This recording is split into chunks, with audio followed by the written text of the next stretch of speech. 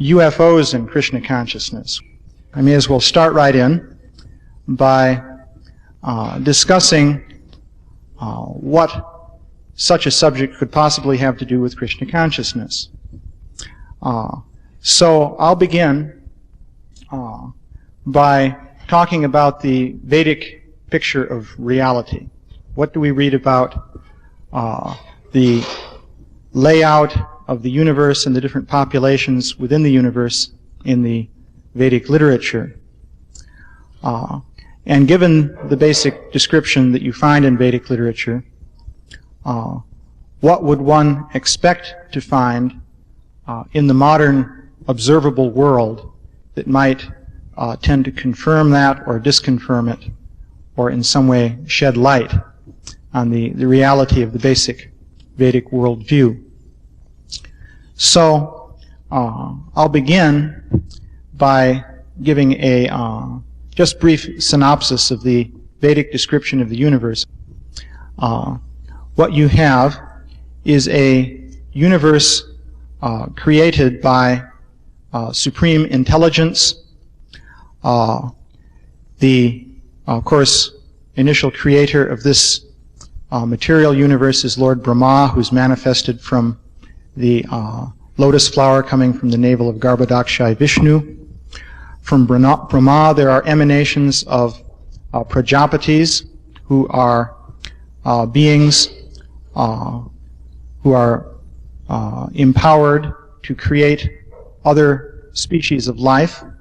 From the Prajapatis, various generations of species descend. There are 8,400,000 species of living beings within the universe.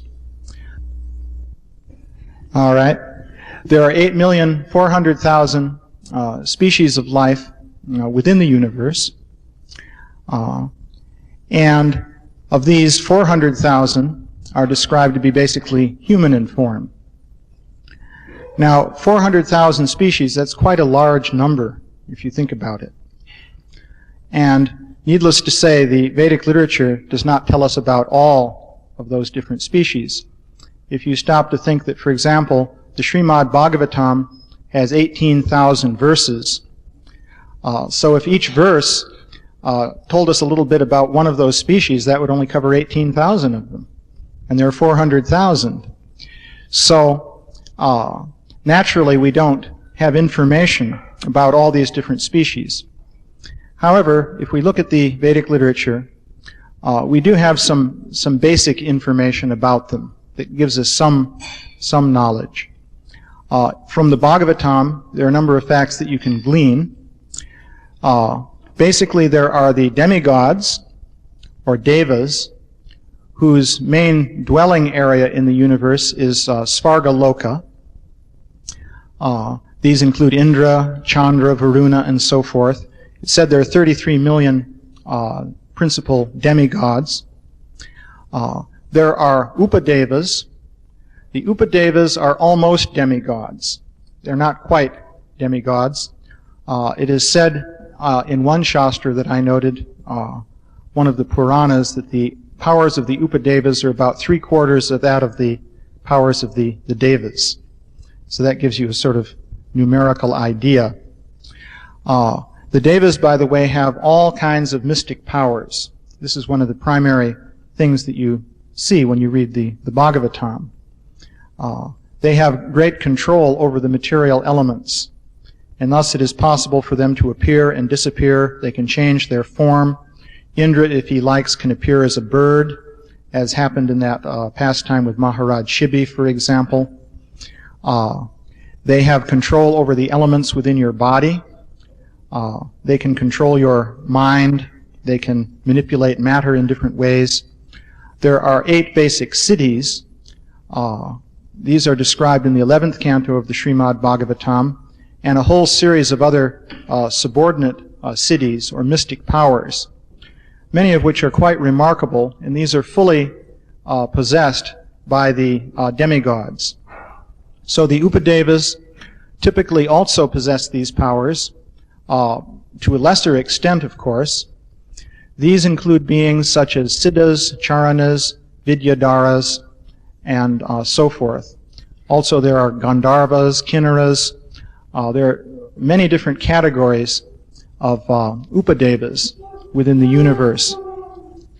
The living places for the Siddhas, Vidyadharas, and so on are described in the Srimad Bhagavatam. Basically, they are beneath the planet Rahu and above the earth.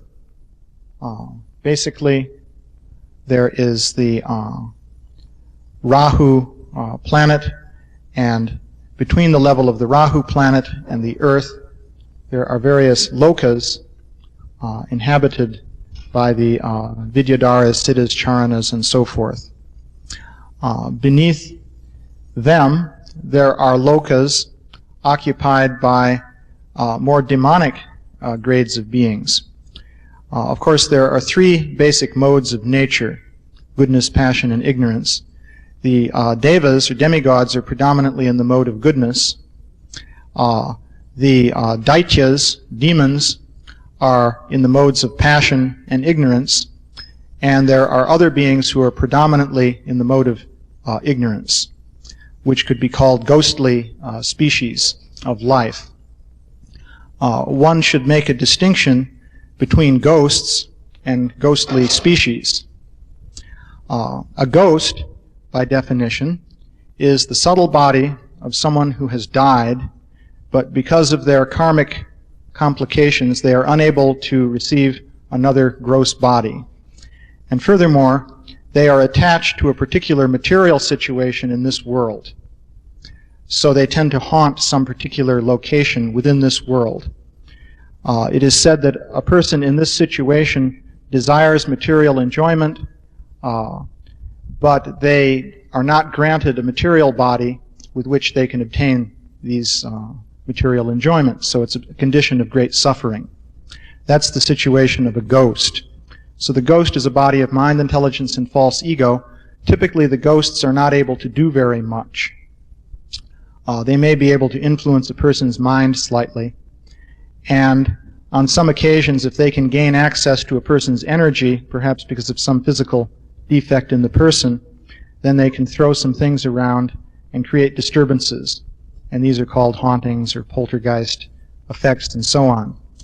So that's the situation of a ghost. But there are also ghostly species. And there's quite a list of them in the Bhagavatam. These consist of bhutas, pretas, pisachas, yatudanas, kujmandalas, vetalin. There are different lists that you find in the Bhagavatam describing these different types of beings.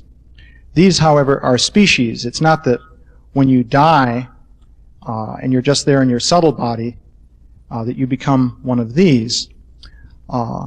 You can also become one of these beings as a result of karma.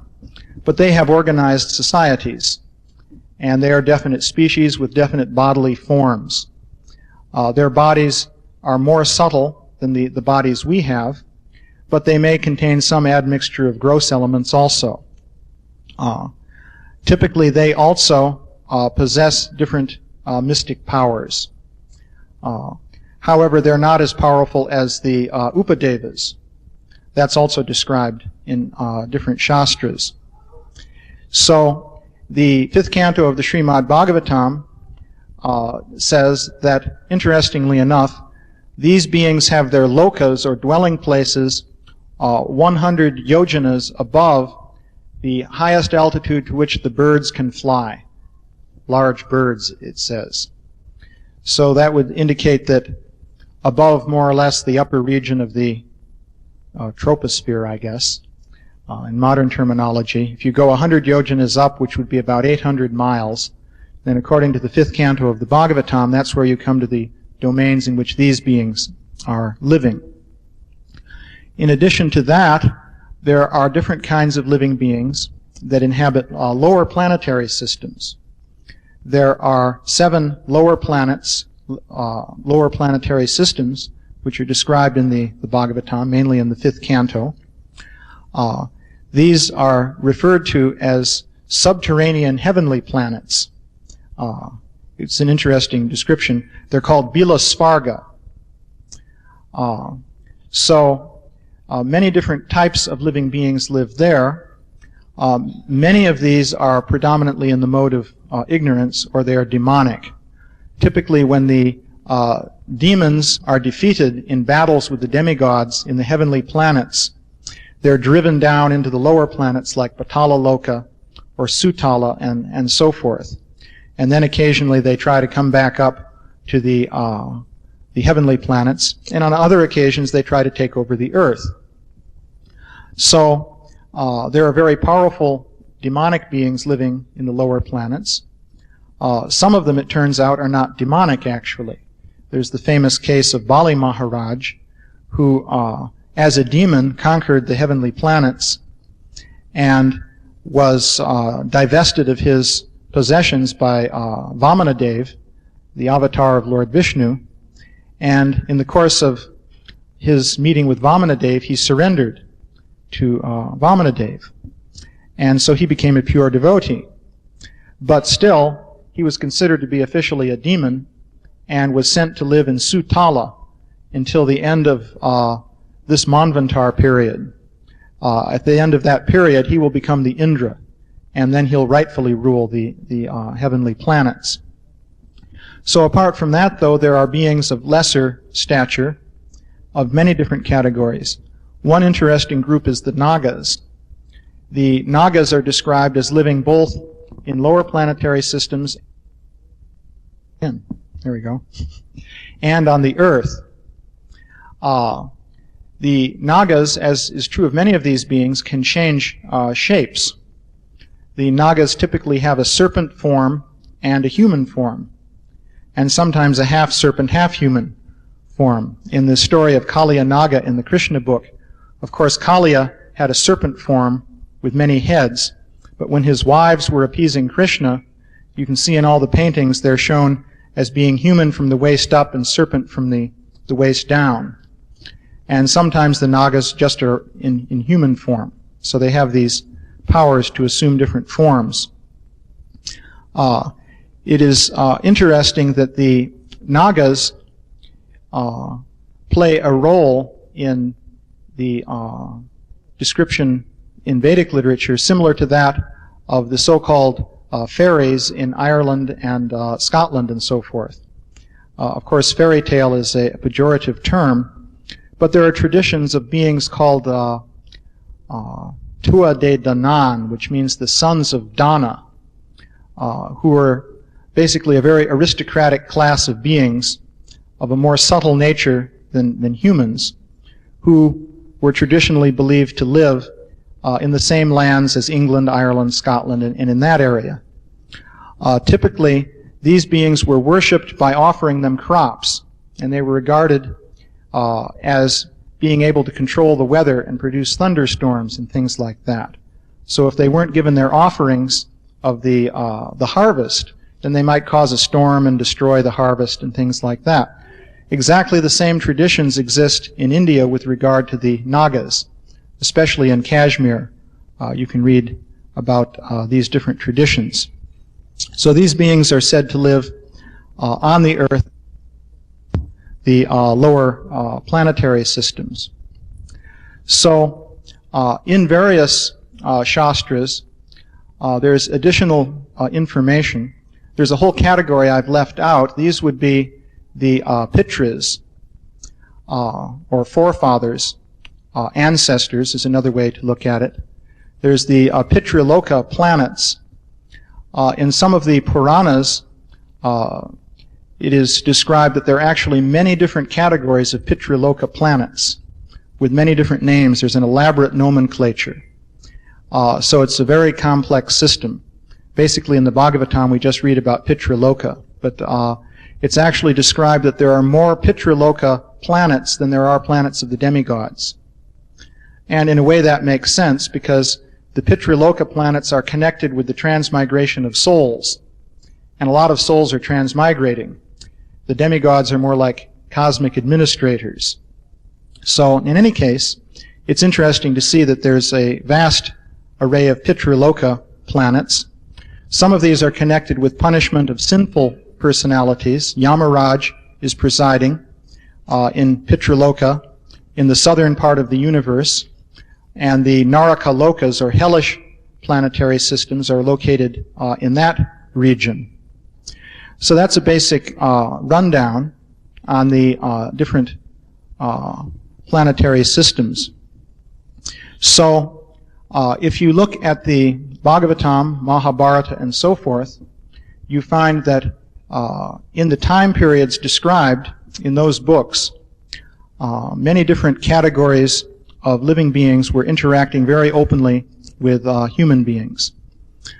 Demigods would sometimes come to the sacrifices performed by great kings, for example.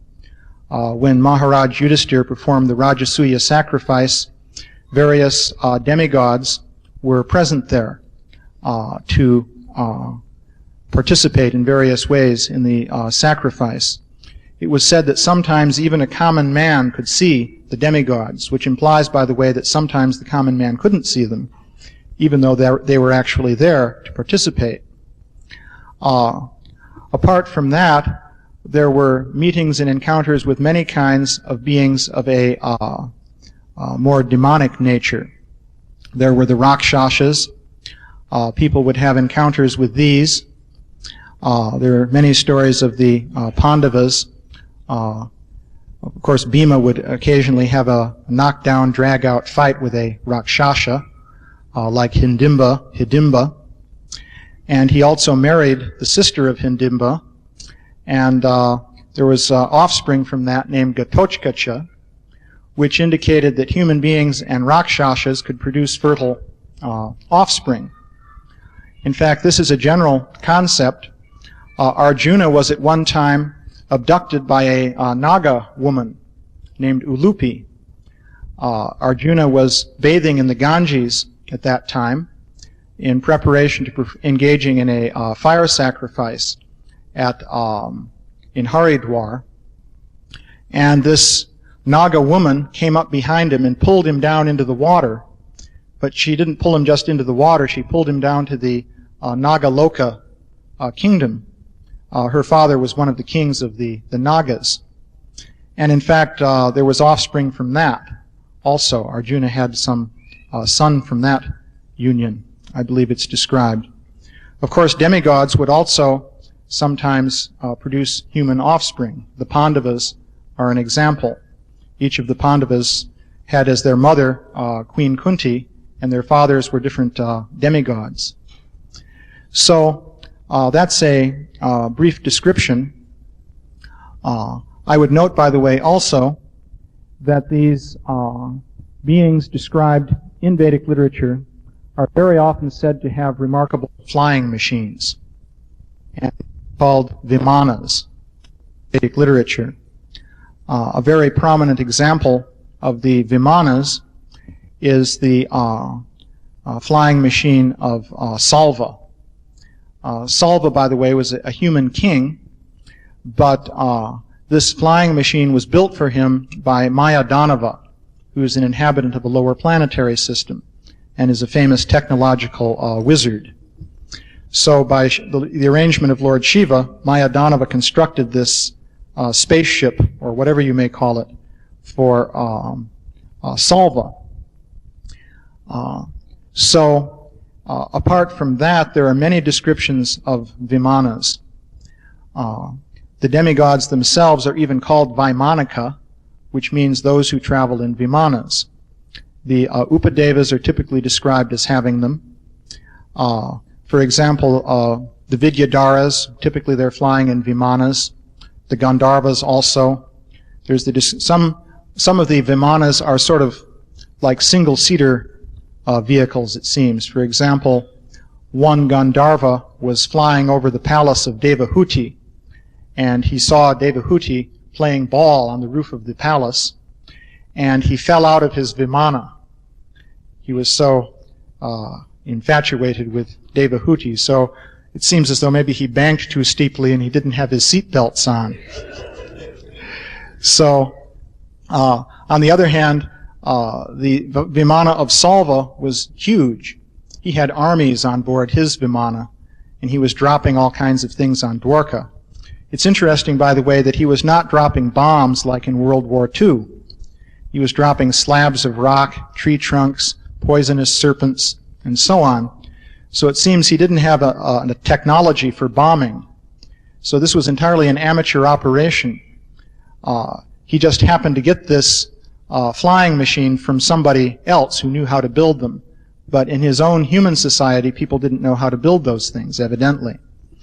Or they would have had the technology that goes with it for bombing and so forth. So, also there are descriptions of flying cities in the Vedic literature. There's the city of Hiranyapura, for example.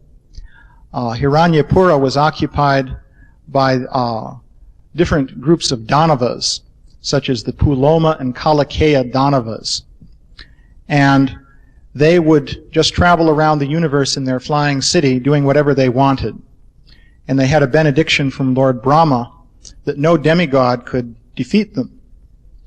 So, however, they did not have a benediction that no human could defeat them, because after all, humans are actually quite puny and insignificant. So an arrangement was made by Indra for Arjuna to attack Hiranyapura, because of course he was technically a human, although he wasn't exactly human in his powers. And so Arjuna destroyed Hiranyapura with celestial weapons. So this is the basic. So if this is true, one can ask, well, what about the world as we experience it today? Now today, the standard view of the world, which people are raised on, is that basically human beings are the only intelligent form of life which exists within the range of our senses. Scientists will argue that all of the planets in the solar system are uninhabited except for the Earth. Life cannot exist there. They speculate that if life could evolve on the Earth, then maybe it could evolve on some other planet, on some other star, but the probabilities are that this would be very, very far away from the Earth. And many prominent scientists, such as Carl Sagan, for example, have argued that interstellar space travel is not at all a practical consideration. There are limitations imposed by the speed of light and the theory of relativity and so forth. So practically speaking, we are alone in the universe as far as intelligent life is concerned. So, in contrast, the Vedic literature describes all these different forms of life, many of which live on the earth or beneath the earth in a subterranean region, or very close to the earth, a few hundred miles up above the earth's atmosphere, and so forth. So one natural question that you can ask is, well, if that is so, where are they? Now, this, of course, is the Kali Yuga. It's different from the Dwapara Yuga. It's described that the demigods do not manifest themselves before human beings here on the earth anymore during the Kali Yuga, because proper sacrifices for the demigods are not being performed. So they won't appear here. They still live here. Lord Chaitanya, for example, met Lord Shiva on Sri Shaila Hill in South India. That's described in the Chaitanya Charitamrita. And various other demigods were also living there, as described there. So, but they don't make themselves visible normally to human beings in this day and age. At least that's not the standard procedure. But there are many other categories of living beings, and there is no account indicating that they have ceased to be manifest or to live on the earth.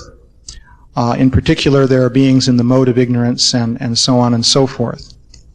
So one prediction one could make based on the material in the Bhagavatam is that it would seem that there should be some interaction between human beings and some other form of human-like intelligent beings. But you wouldn't expect these, generally speaking, to be demigods or anything like that. That would be something you would expect based on the Vedic literature. Now, Srila Prabhupada has not said very much about this kind of possibility. He has said something, though. One comment that Srila Prabhupada made, I think this devotee Madhu Visa was asking Srila Prabhupada about UFOs and so forth. So he said in a letter to him, your second question about spacemen from other planets, it is stated in the Vedic literature that there are many planets where the inhabitants are more advanced than the inhabitants of this Earth planet. So it is not unlikely that such people may have developed space-traveling methods. They occupy higher posts in the creation of the Lord, and so they may be considered as demigods in the same way as the president is especially empowered by the nation. But this does not mean that such spacemen are necessarily carrying the messages of the Lord, just as the business of the state employees is not to act as the state representative, but he acts in his particular job. So that's an interesting statement. So all Srila Prabhupada is saying there is that such things are possible. It is not unlikely that such people may have developed space-traveling methods. But there's the interesting point that he makes, that this does not mean that such spacemen are necessarily carrying messages of the Lord. That could be highly relevant. So, now, that is the introduction concerning the Vedic worldview. So, what I'll refer to now is the topic of UFO phenomenon. Say a few words briefly about that, and then relate the two topics to one another. The basic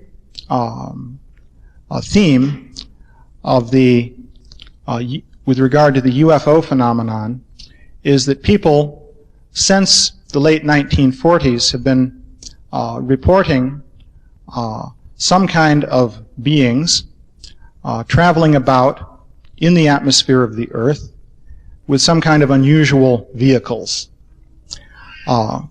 And people report meeting these beings and having different kinds of encounters with them and so forth. A number of interesting points can be made. First of all, this is considered to be a very disreputable topic in many circles. And there are reasons for that. I can go into a number of the reasons.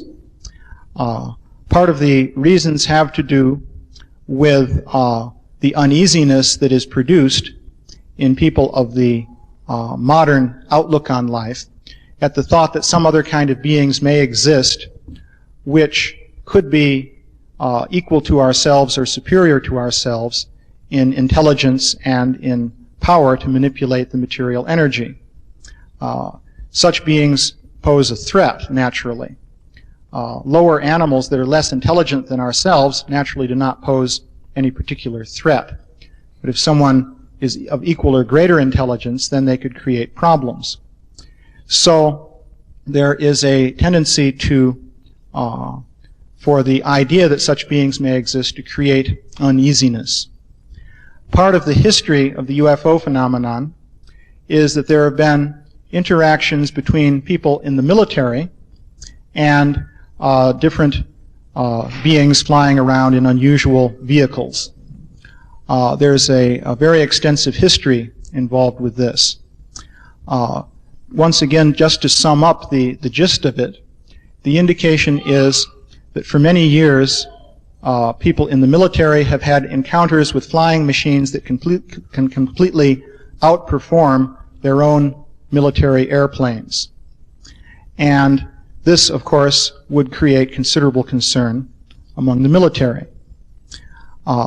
Many sources indicate that the government, for example, in the United States and in various other countries around the world, is concerned that if people were to become well aware of the reality of this kind of activity, then this could destabilize government and social order. People might panic. There could be different breakdowns in society. They might rebel against the government and so on and so forth. there's a great deal of documentation relating to this idea. So there have been specific programs to debunk or ridicule the UFO phenomenon so as to prevent people from widely coming to this kind of conclusion. For example, in 1953, there was a panel of scientists headed by a man named Robertson, who's a very famous scientist dealing with the theory of relativity. The panel was convened by the CIA, and it met for 3 days, and it came out with a paper which was kept classified for many years, but maybe about 20 years ago that was declassified, saying that indeed this UFO phenomenon should be debunked systematically by making use of the media, different kinds of movies, TV presentations, and so forth, in which the idea was essentially ridiculed. So this kind of background is there. I won't go into that in much more detail. I will mention that quite credible witnesses have given testimony concerning relations between the U.S. military and the UFO phenomenon. For example, I myself have spoken to a man named Elmer Green, who's a PhD. He's working for the Menninger Foundation doing medical research. That's in Topeka, Kansas. And in the early 1950s, he was engaged. He was the head of a group of engineers in the military doing metric photography for weapons tests. In metric photography, you have cameras which you can use to track missiles and other kinds of weapons as they fly through the air. This is used for testing the weapons. So his experience was that members of his group were obtaining pictures of UFOs along with the weapons. A UFO would follow, let's say, a missile. Just to give you one example that he described to me, once they were going to fire a V-2 rocket. Back in those days, they were still testing the V-2 rockets that they'd captured from the Germans. So their cameras were ready and the rocket was about to fire when two small disc-like objects came down from the sky and went revolving around the rocket for about 10 minutes or so and then went flying off into the sky. And he said they used up all their film on the objects, so then they had to delay firing the rocket while they reloaded their cameras with more film. So there were many descriptions like this. He personally saw a UFO flying after a cargo plane that was coming in for a landing. This was in China Lake at the Naval Weapons Testing Center there, and so forth. So he described this to me in great detail. He said that the reports and all the photographs of these objects were duly forwarded to Washington, and he said that when some of his colleagues asked later if they could see the reports or refer to them, they were informed that there are no such reports. They were simply told, well, we have no record of such a report. There was never such a report. And it was simply left at that. So this was the experience that he was having. And there's extensive documentation along these lines. So this is some of the background on the UFO phenomenon. Now, what I would like to do is go fairly quickly to the point to describe how the UFO phenomenon relates to Krishna consciousness. This is entirely a matter of preaching of Krishna consciousness. At the present time, a very large amount of material has accumulated concerning encounters that people have with UFOs and different kinds of beings associated with them. The beings typically are of two broad categories. There are beings who are, to put it bluntly, they appear to be very Thomasic in nature. very frightening. And there's another category of beings that seems to be more in the mode of goodness in terms of their behavior and their appearance. The frightening beings typically look totally horrifying. They come at night. They cause people to become paralyzed. And there's a whole experience that people describe in relation with these beings. There's been a lot of publicity about this lately, and this is called abduction. They will say that they are carried away into perhaps a UFO, at least into some room somewhere, they don't know where, and subjected to various types of mistreatment that sort of look like a medical examination, but they're very painful, and they involve quite a number of very unpleasant activities. These people typically become traumatized by the experience. In recent years, quite a number of people in the medical profession have begun to investigate these reports. Particularly psychiatrists and psychologists have made these investigations. They have found, typically, that the people are not psychotic.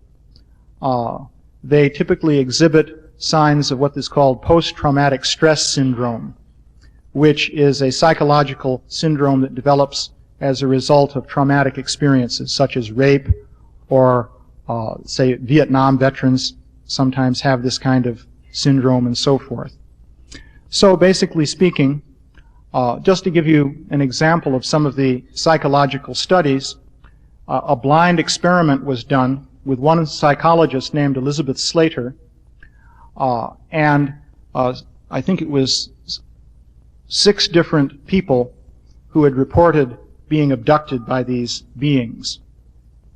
Elizabeth Slater was not told that that was in fact what these people had in common.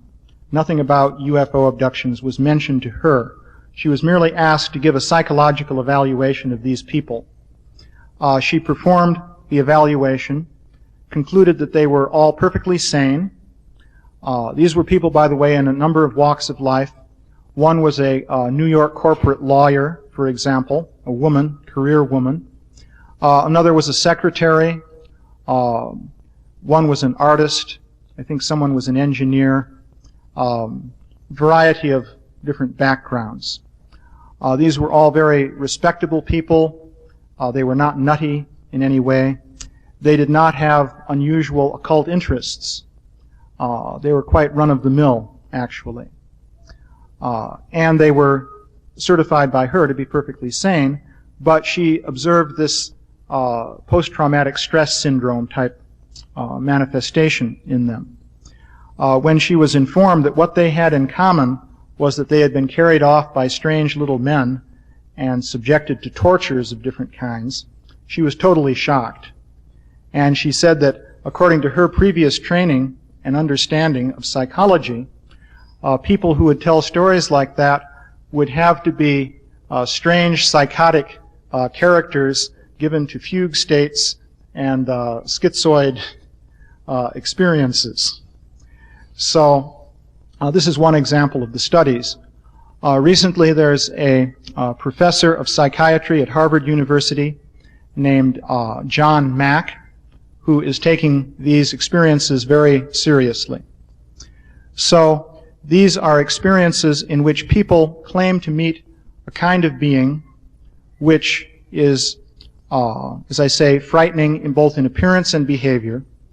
These beings typically exhibit what would appear to be the equivalent of different mystic cities described in Vedic literature. For example, there's a mystic city called Vasita city, which is described in the Vedic literature. It is a power of hypnosis by which one can control the mind of someone else at a distance. Srila Prabhupada commented that sometimes a yogi acquires a small degree of this Vasita city power, and he comes among the people, convinces them of some unreal thing, takes away their money, and then leaves. The beings who engage in these activities appear to exhibit a power like that. They can control the minds and bodies of the people who are having these experiences. Another feature is the Lagima Siddhi. That is the power to nullify gravity. And these beings are very frequently described as floating through the air. So sometimes when they take people with them, they cause them to float through the air also. There are many accounts like this, and many quite responsible people have given testimony to this effect. I'll just mention, for example, there was one Air Force officer named Moody. I forget his first name now, but he was a member of an elite force in which very careful psychological screening was used to eliminate any kind of unstable personality from that military group. He had an experience of an encounter with these kinds of beings, and he made the comment at one point that, I hope nobody sends for a straitjacket for me, but those beings did not walk, they floated. That was his description. He saw them floating across the ground coming towards him. There are literally hundreds of accounts of this nature. So that corresponds, though, to a mystic power described in Vedic literature, which is the Lagima Siddhi. It gets worse than this, however. These beings are described to come through walls. Now, this is where one begins to think of ghosts and things like that. Something insubstantial that can come through a wall. But that is also described in these accounts. It's a very standard description. There is, by the way, just to give another reference for credibility, there's a history professor named David Jacobs at Temple University in Philadelphia who has written a book called Secret Life. He studied a large number of these cases. And he, by the way, is pretty much of a materialist in his views. He makes that very clear in his account. It's, by the way, respectable to be a materialist, especially in a university these days. So he's a respectable man. And he affirms that these beings tend to come through the walls. And since he definitely does not believe in mystic powers or any kind of superstitious nonsense like that, he says that, well, they must have some kind of technology by which they can alter the molecular structure of the wall and somehow pass through it. It's just a very advanced technology. After all, just think to a savage tribesman, radio and television and airplanes would seem magical. So likewise, these things seem magical to us. That is the way he reconciles himself to these things. It is interesting, though, that these correspond to Vedic siddhis also. In the Krishna book, for example, we have the story of the abduction of Aniruddha. The story, of course, there is that Usha, of course, dreamed of this beautiful young man. Usha was a very protected princess. She was in the castle of Banasura, and there were no easy ways in there to get at her. But Chitralekha, her mystic yogini girlfriend, traveled through the ether. Srila Prabhupada, whenever he refers to this, he calls it traveling in outer space. But the space in question is the ether. And actually the ether is everywhere right here. It's not that it's just way out beyond the atmosphere. So Chitralekha could travel through the ether or through outer space, which, as far as I can understand it from the different descriptions in the Vedic literature, means that ordinary matter would cease to be an obstacle, and she would just be going through the space. It's as though you can ignore everything that's in the space and just go through space to another place, which means you could travel through walls, trees, or whatever was in the way. At the other place, you come back into the normal state of existence, and it appears that you've passed through matter. So she picked up Aniruddha without waking him up and took him back into the palace, into the quarters of Usha. And then, of course, they had an affair there, which was very disturbing ultimately for Banasura, the Usha's father, when he found out about it. So that's an example of this kind of mystic power in the Vedic literature. It is possible also in Vedic literature to go through walls and so forth. Interestingly enough, in the 11th canto of the Bhagavatam, there's a description of a mystic power called Mano Java. Krishna is describing the different mystic cities to Uddhava. And he says Mano Java is the power whereby the body is made to follow the wind that accompanies the mind. So,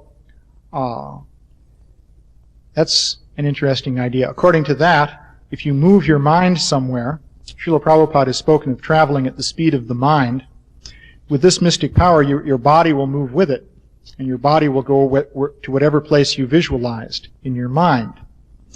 So, these reports of these beings involve these kind of mystic powers. So there's a strong analogy that can be drawn with the powers exhibited by these beings and the powers described in Vedic literature. Furthermore, the beings seem to fall in a sort of ghostly category, just based on the descriptions people give of them. And in the Vedic literature, you have the different categories of ghostly beings. As I say, these are not ghosts, but they are beings of a ghostly nature that tend to be predominated by tamagun. These, by the way, are described in great detail in the Vedic literatures that relate to Lord Shiva.